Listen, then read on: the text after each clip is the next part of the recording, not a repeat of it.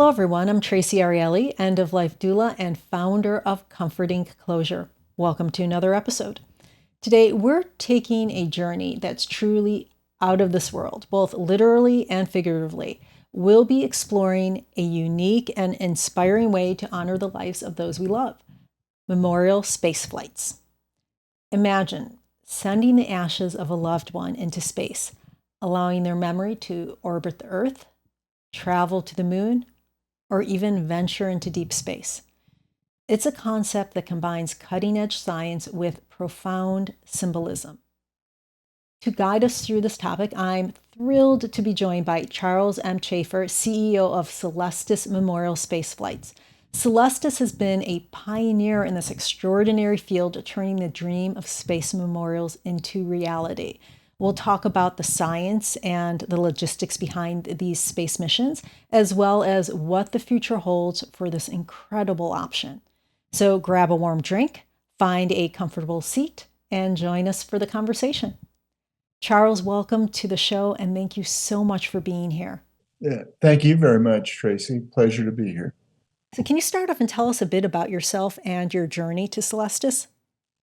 Um, well, I think I was born in the 50s, grew up in the heyday of Apollo, and it's difficult for those who didn't experience it to remember or understand, but that was probably the most important thing going on the planet during that time period. So it got my attention. But like everybody else, post Apollo, I kind of lost interest in the space program, but it was reinvigorated for me when I was in college studying economics and depressing was the outlook at that point for the world. Climate change, overpopulation, disease. And as an impressionable college kid, I thought, well, that kind of is no good. What else do we have? And it was fortunate to meet a professor from Princeton University who energized the modern space movement by saying we just have to go 100 miles up and we have unlimited resources, unlimited energy, everything that humans need so that it doesn't have to, that the future doesn't have to be a zero-sum game. And that really was the inspiration. That led me to working in the very earliest private launch vehicle initiative. Um, and that led me to Celestis. We were brought an opportunity to fly memorial spaceflight missions in the 1980s.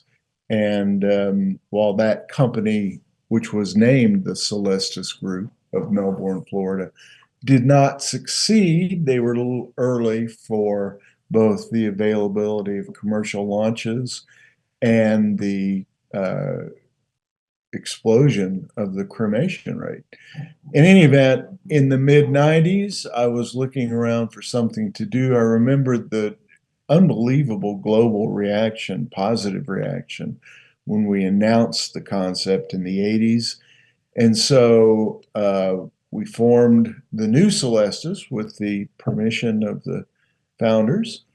Um, in 1994, we did our first mission in 1997, where we flew 24 souls, if you will, including the 60s icon Timothy Leary, the creator of Star Trek, Gene Roddenberry, and 22 normal folks, everyday young Japanese boy, restaurant owner, you name it, in our first orbital mission. We've since done 22 additional missions. We put more people in space, symbolically at least, than all the governments of the world combined. And we offer, I think, a very compelling memorial service for people that were in the space program or aerospace, people that love science fiction or people that just walk out on a starry night and look up and say, that's where I want to be. And we offer, have been offering those services in almost 30 years now. So I'm really curious because, there's the space program and a lot of things you can do in aerospace. What inspired you to do memorial space flights? What was the thought process? Well, I had spent all of my career up to that point sort of technology push, I would say. If you build it, they will come. We were way early with private rockets. We were doing things for which there was not a discernible demand. And so I thought, as I'm starting a new venture, why don't we flip that script and do a demand pull? In other words, have people that want the service be such a large base that it brings the technology of commercial space along with it. So it was really an effort to democratize space, to create opportunities for people to be a part of this. Most people's role in the space program at that point, and even today, is they paid taxes and watched a few highly trained civil servants orbit the planet. But everybody wants to go. Everybody wants to be somehow a part of that. And giving people who their entire lives, in many cases, had hoped to travel to space, that opportunity as a memorial, as a final goodbye, is something that just made a lot of sense to us. How has the concept of a memorial space flight evolved since you first began in 1994? Well, I think it's evolved in a couple of senses. One is the parameters of uh, our reach, I guess. When we started the business, the cremation rate in this country, people opting to choose cremation, was in the low 20%. It's approaching 70% now and only going to increase.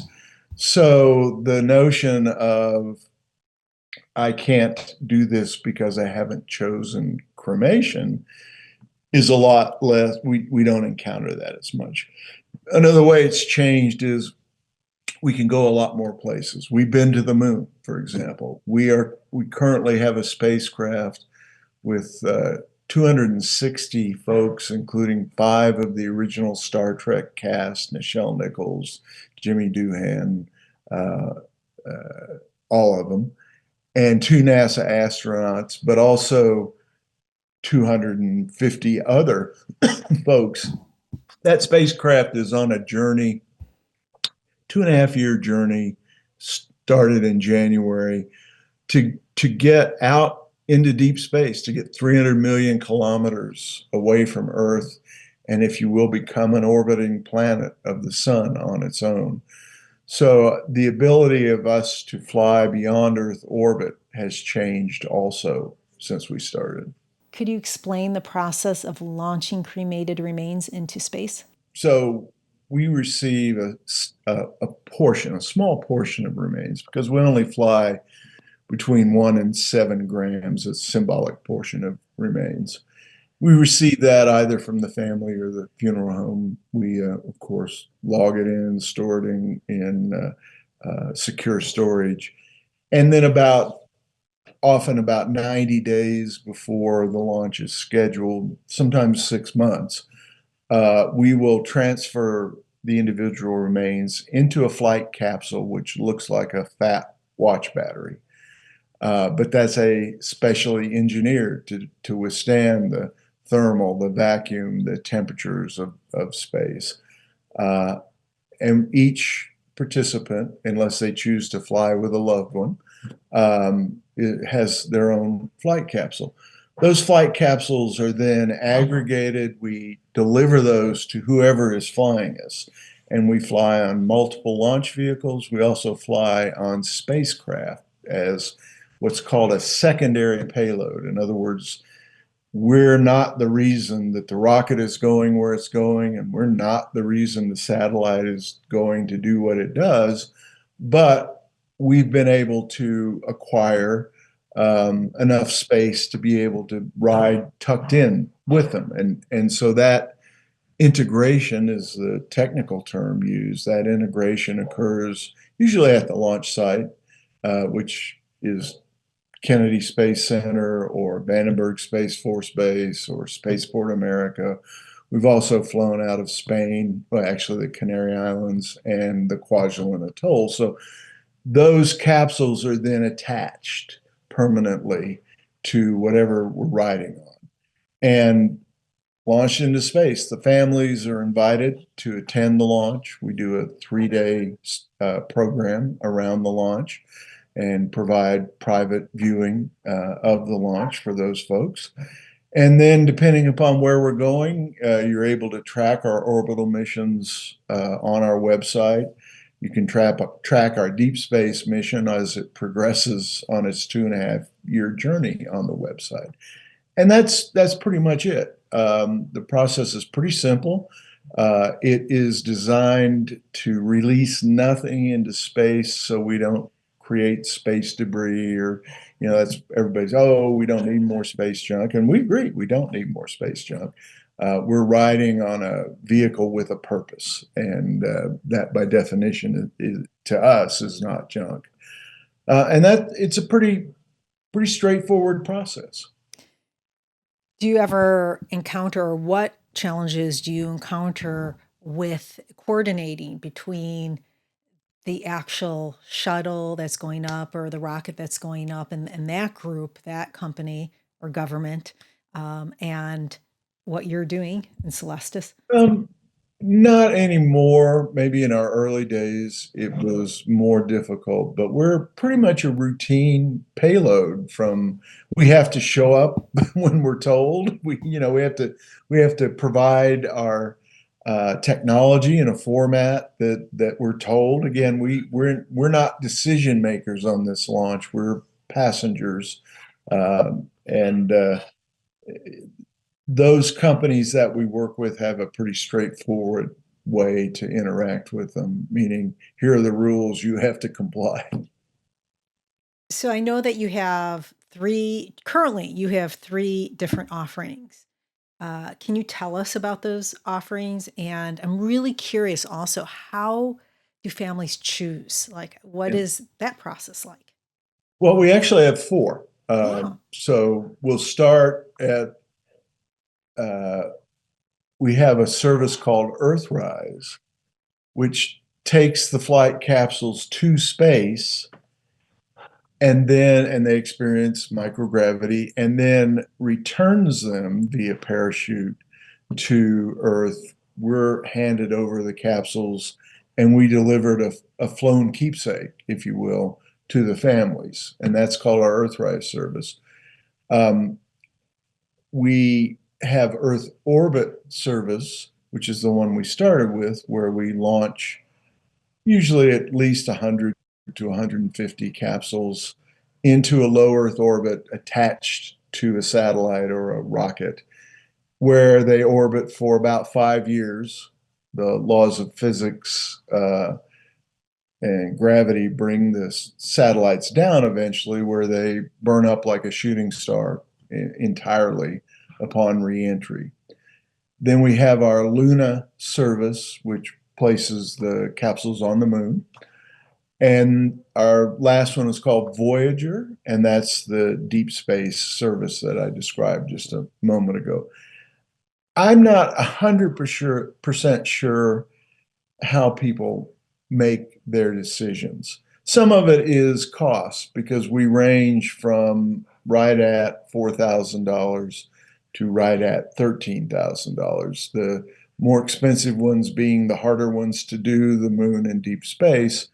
Our Earthrise and Earth Orbit are $4,000 or $5,000. Note that the average cost of a U.S. funeral these days is about $9,000 to $10,000. At And least, so, at yeah, least. average, so yes, it can go much higher. And that's where we've always wanted to kind of position our pricing. And I'm sure I know some decisions are made based on what people believe they can afford. Then there's some people that have always loved the moon, or there's some people that have always desired to go on an infinite voyage outwards. Um, there's some comfort in the Earth orbit service because you can track it. So you and your family can gather the evening that it's going overhead and know that mom is up there.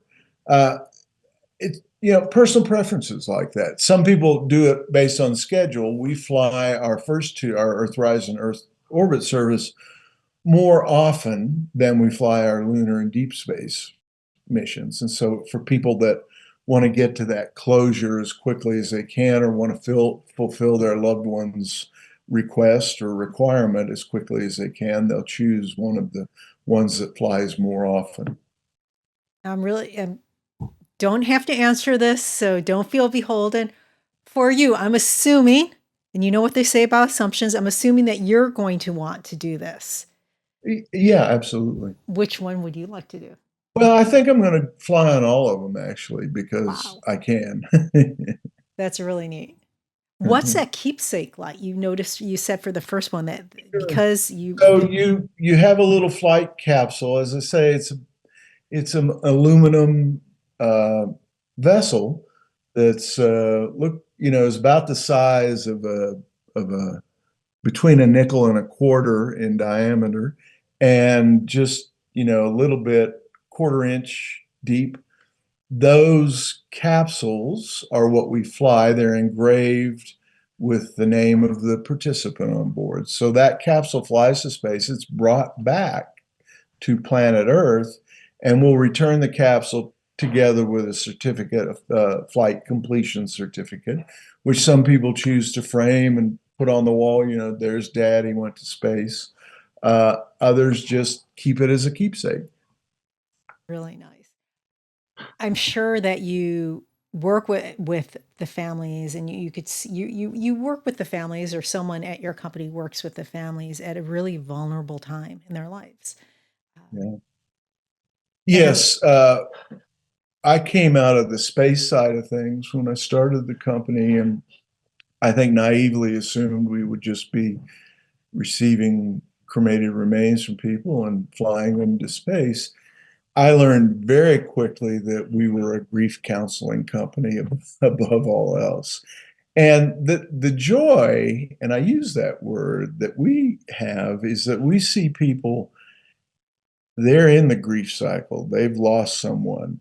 But if you see them go through 3 days at our launch activities, and then standing there at T0 when the rocket lights up and lifts off, an emotionally compelling experience, and you literally see cheering and high-fiving and joy, and we've witnessed the transformation of that grief to joy in the short time that those folks have been with us.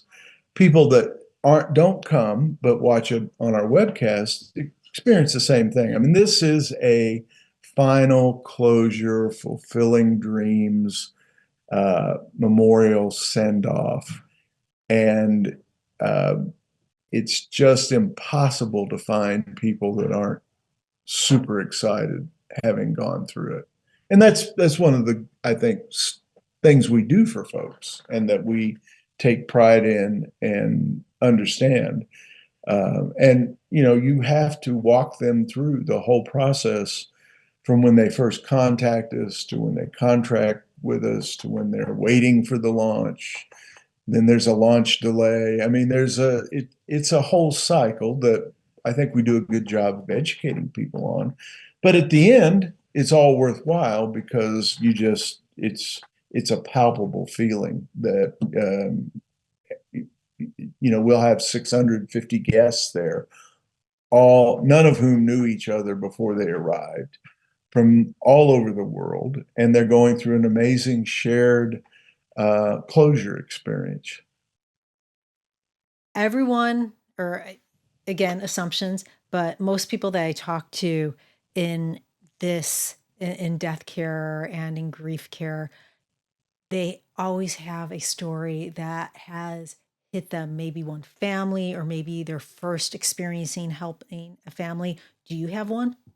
Well, there's so many of them, but the one I remember when queried about that is a woman from the Pacific Northwest who was at the launch, and she said to me, "Well, Dad didn't smile very much in his last days, but you should have seen his face when we told him what we were going to do for him on this launch."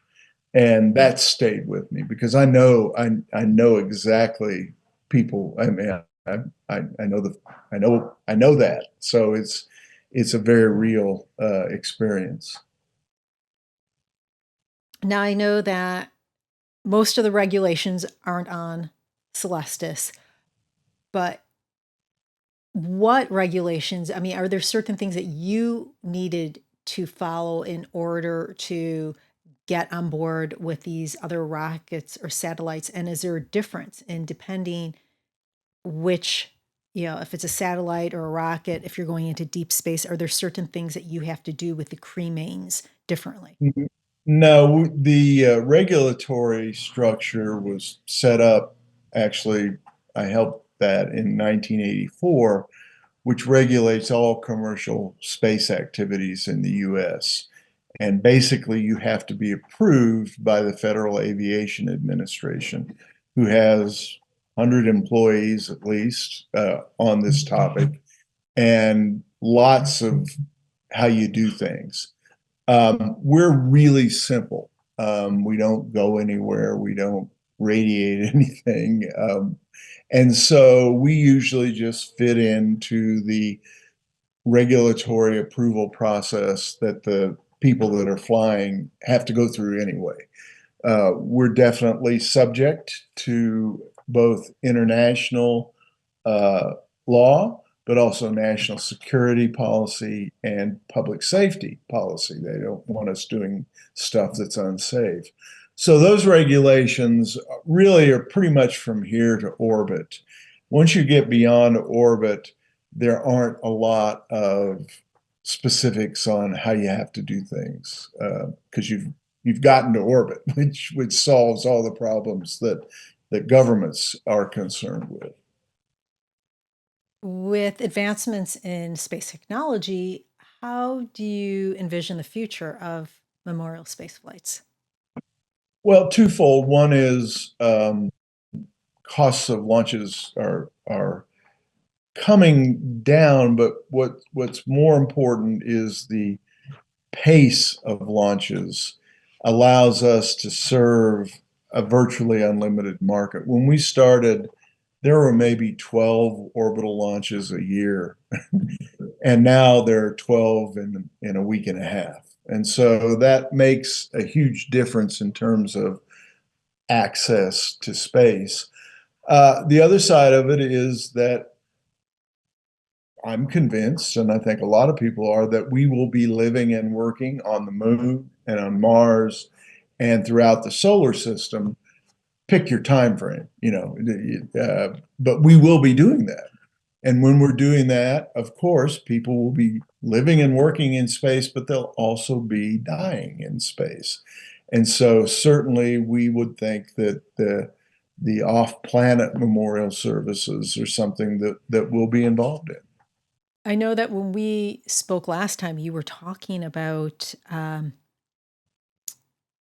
how helpful it is, or what we could gain from space, via, the minerals, that our resources here on Earth are limited. And Right. so part of, part of the advantages, of that space exploration is to do that. And goes Well, with there's what no you're saying. question. You see us fighting wars over minerals, right? Some countries got them. China or the U.S. wants them armed. There are scarce world resources. They pretty much disappear once you get into space. Space is unlimited. There's enough nickel in a single asteroid, and remember, there are millions and millions of asteroids, to meet all of Earth's needs for like 2 centuries. There's unlimited solar energy, easily collectible, cheap, and able to be used right there in space.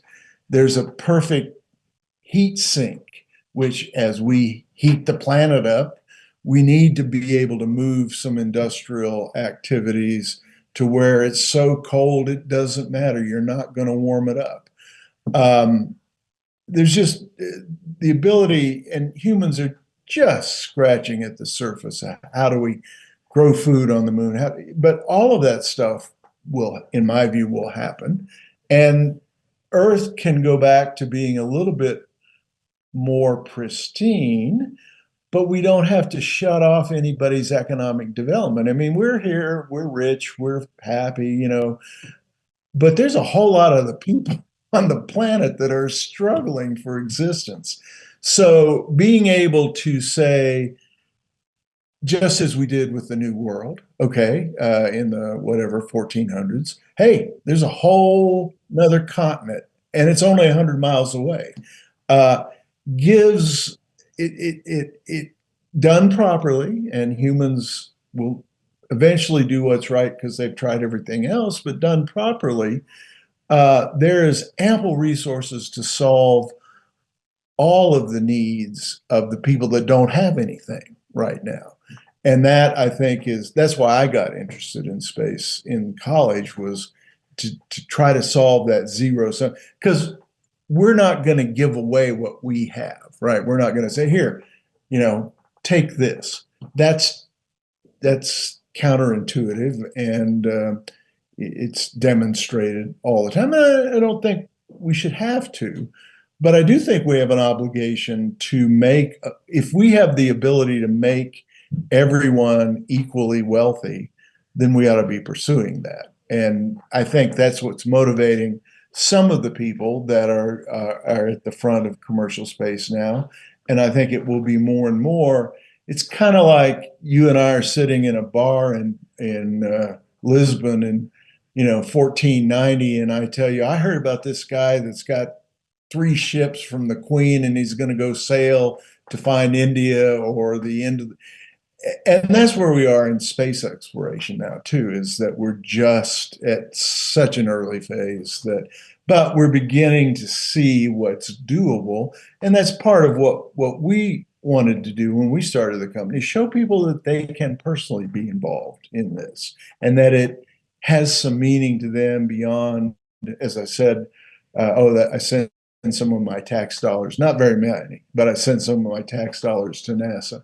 Yeah, I think so many people are under the false belief that going up to space means that we're leaving Earth and we're not going to do anything to help, that it's just, we're not bringing anything back. It's either or. Right. Either we go into space and ignore, or we stay on Earth and try to fix Earth. And that's that. We need to open the door on that closed world for people, because even today, most of our crops are managed from space. Do you remember a time when you couldn't just plug in your GPS and go exactly where you wanted to? That whole actually, yeah. information is being, yeah, me too. That whole information revolution is being brought to you via space today. So it's just such a limited view to see it as either or.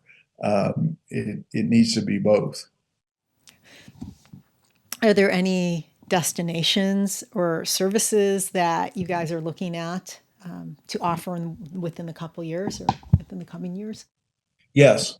Don't ask me to tell you about them yet, because we're Oh, not ready to release that. But I'd yes, have to sign an NDA. yeah. So, has Celestis looked into future launch tech or like centrifugal spin launchers, or are you working with anyone who's doing that? Well, we were very heavily involved in a first commercial and then NASA project to develop what's called solar sail technology, which uses the light pressure of the sun to maneuver spacecraft. And we're still very interested in that technology.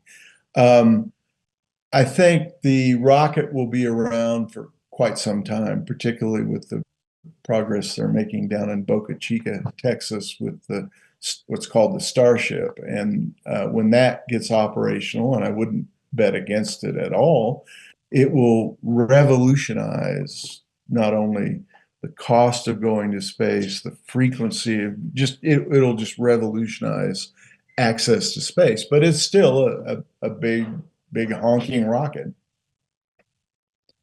How has your work with Celestis influenced your perspective on life and death? I think I'm more informed than I was. You can't help but watch how people are going through their times and learn from that and apply that to your own learning process. It's I've always sort of believed death is just like the next step, and as a result of that, I don't see the finality that some people understandably feel for it. I think it's just a great big unlimited universe, and am anxious to explore as much of it as I can at whatever level I'm at. We don't. Energy is neither created nor destroyed, and if we're anything, we're energy. So, as somebody once said, you're going to continue on. You just might be organized differently, and that was insightful to me on life and death. But the most important thing to do, I think, is just live each day. That's the day you control, right? You don't control the past nor the future. So it's centered me a little bit on that. Well, Charles, thank you so much for being here and sharing your time and your knowledge. It's been fascinating, a very fascinating conversation for me, and I'm sure our listeners have learned so much. Before we wrap up, how can people learn more about Celestis Memorial Spaceflights? Pretty simple. Celestis.com, CELESTIS.com is a gateway right to us. Listeners, memorialization can take on so many forms, each as unique and meaningful as the lives we're celebrating. Celestis Memorial Spaceflight reminds us that the way we honor our loved ones can be as limitless as the stars.